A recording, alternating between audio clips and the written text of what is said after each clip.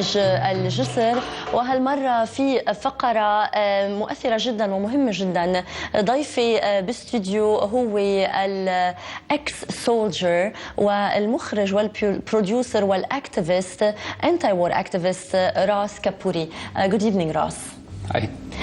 Ross, you are the producer and the film writer, director of the documentary Fear Not the Path of Truth. That's right. Okay, tell us a little bit. What is it about? So I wanted to do two things with this documentary. I wanted to tell the story of Fallujah and what happened there since the U.S.-led occupation of the country and the two sieges that completely destroyed the city, killed thousands of civilians, and then very possibly created one of the most serious public health crises maybe ever, maybe in history. I mean, there's just incredible rates of birth defects and cancers in Fallujah right now, and it's getting no attention. There's almost nothing being done about it. Yeah. So I wanted to inform people about this. But I also wanted to tell my own story about being a U.S. Marine as part of the second siege of Fallujah and participating in the destruction of that city. Right. And then trying to come to terms with that, trying to look at these hard truths and... We'll talk more about this personal side of the story, but I'd like to show the trailer of the movie first for our viewers. Okay. Let's take a look. I was an average American guy in an average American city. And I made the not too uncommon decision of joining the military when my country was at war. But then something I never expected happened to me. I found myself in the middle of the second siege of Fallujah, one of the largest and bloodiest single operations of the occupation of Iraq. My command told us we were fighting against evil. Is there a flag on your house? My country told us we were heroes. And a ribbon on your mailbox with the stars and bars. Do you support the president? But my conscience told me something different. So I set out in search of the truth. Marines essentially surrounded the town. They did allow women and children to flee, but locked everyone else in. And then comes the attack, and whoever was killed in their warrants was killed. It was a massacre. It's a genocide. By every standard, it's a major crime. Because it fits the definition of genocide very clearly. It's to exterminate in whole or in part a specific group, and it was, Fallujah had to be destroyed. They destroyed 80% of the city. They destroyed houses. They killed women, children, elders. للأسف هذا العنف بدأ من قبل قوات الاحتلال الأمريكية البريطانية، ولم يكن هنالك أمام الكثير من الناس الذين انتهكت حقوقهم إلا الدفاع عن نفسهم واختاروا طريق المقاومة. It has a certain comparison with Srebrenica, which in the West is considered the ultimate crime. People compared Fallujah after the second siege to Stalingrad. Fallujah is 100 Guernicas. I think that the sheer volume of firepower that was employed on Fallujah was intended to send a message and to teach a lesson. This is what happens to you when you defy the will of the new empire.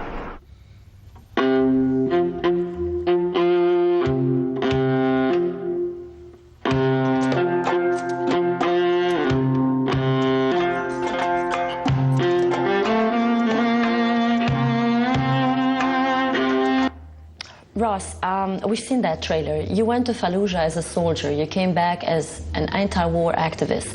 What happened there that made you change completely? Well, I was deployed to Iraq in June 2004, and right away it was clear to me that we weren't helping Iraqis. Rather than bringing them democracy and giving them a voice in their country, we were imposing something on them. We were imposing a certain political and economic system, and they had no say in it. And that was very confusing and conflicting to me. And then came the second siege of Fallujah in November 2004, and that was just terrible. I mean, Fallujah was a city of 300,000 people. 200,000 people had to become refugees. We killed anywhere between 3,000 and 6,000 civilians, the numbers aren't exactly clear, absolutely flattened a third of the city to the ground. I mean, right to the ground. And another third of the city had major structural damage. The remaining third had minor damage. I mean, it was just so obviously wrong, and I felt terrible about it. But at the same time, it was very confusing because the story that my command was telling us was that we liberated Fallujah and that we saved the civilians of Fallujah from the terrorists who had taken over their city. And that started me on this path of trying to understand what happened, trying to do research and to learn what journalists had to say about it, researchers had to say about it. And that's what the documentary is about. Why is Fallujah's story is so important while there is in the world so many stories about injustice? Why Fallujah particularly is so important according to you?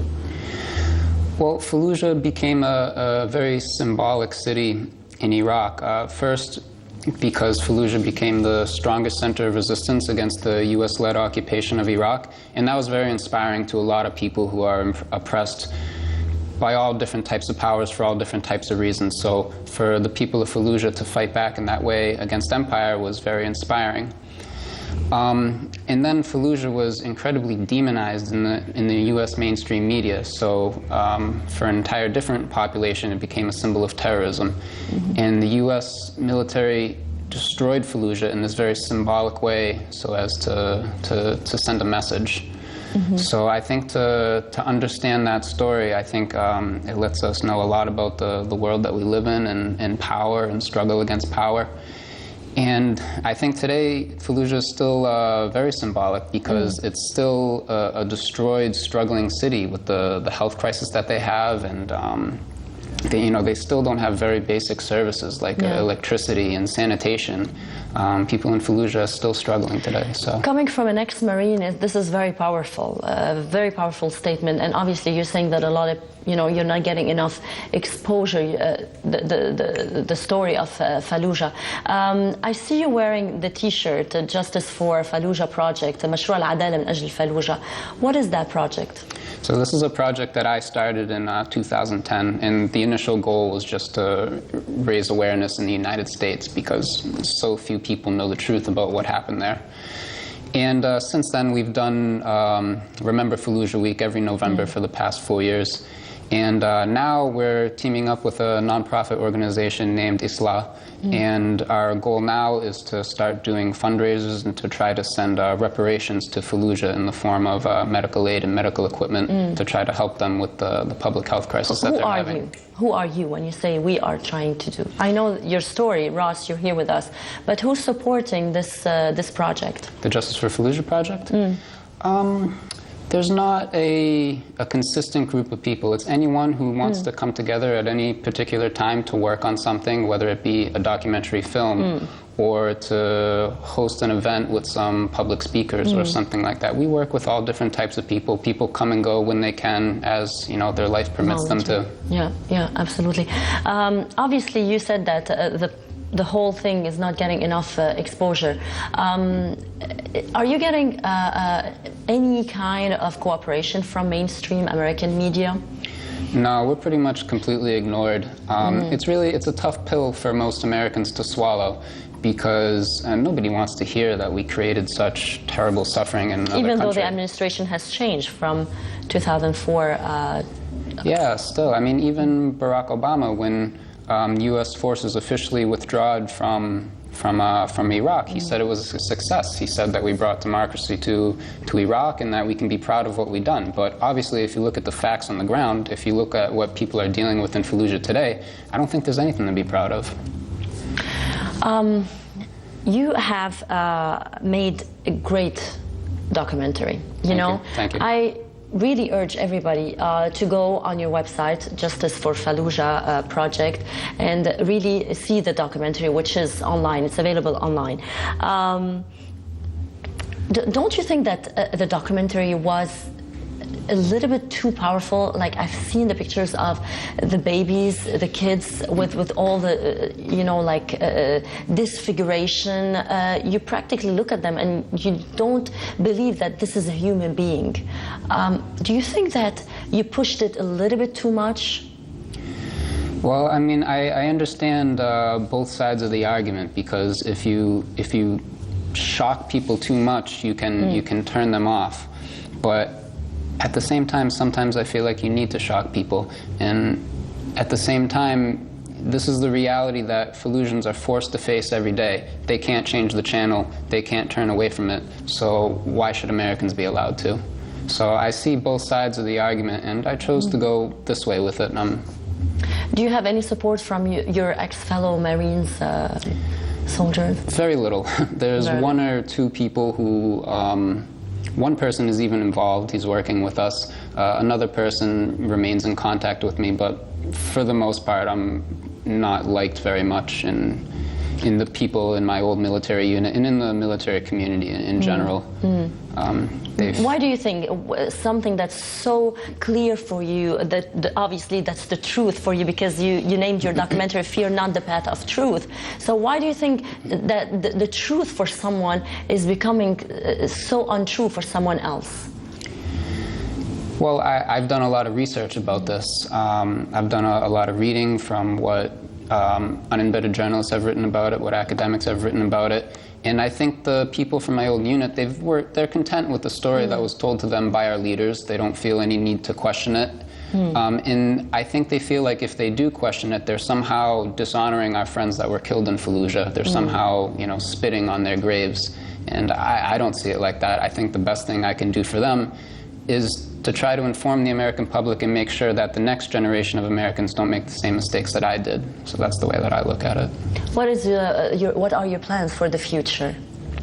Well, this year we're hoping to do some fundraisers, and we hope to be able to bring some medical equipment to the Fallujah hospital. We want to keep promoting the documentary. I'm also working on a book about my experience. So we have these projects going on. Ross, thank you so much for being with us. No, thanks for having me. I hope that the truth, no matter what it is always out there for the public and for everyone to see it. Me too. Thank you. Thanks. مشاهدينا نحن عم ننتقل لحظات مع الإعلان وبنرجع بنكفي.